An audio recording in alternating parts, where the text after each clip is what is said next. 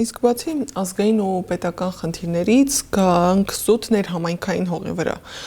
Ինչ խնդիրներ ունի այսօր Սփյուռքը, ինչ մարտահրավերների առջև է կանգնած։ Ամենակարևորը ինքնության խնդիրն է։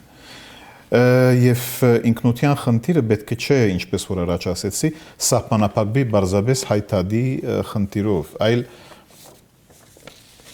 հարց պետք է դրվի ընդհանրապես, թե ես ինչպես եմ կապված իմ հայրենիքի հետ։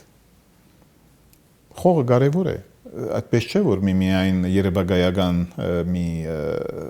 իրականություն է, կարևոր է, երբ որ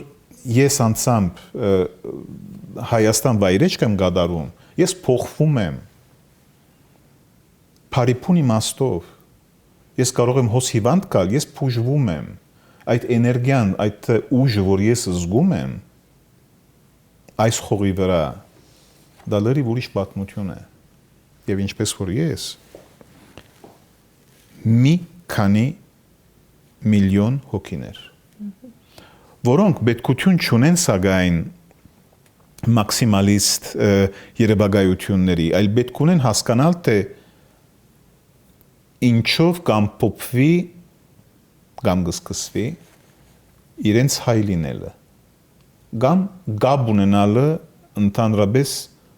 հայկական ծագումի հետ։ Սա բարձրապես սահմանների խնդիրի հետ կապված է կամ արդեն այդ տեսակ կապի հետ, որը մեկը կրնա ստեղծել միմիայն լեզվո միջոցով և հողի հարաբերության միջոցով։ Եթե մենք այս երկու գետերը կդրենք, թելերը, մենք ամենամեծ վնասն ենք բերել այդ ինքնության գոյատևման և իրականացման, չխոսենք հավերժության մասին։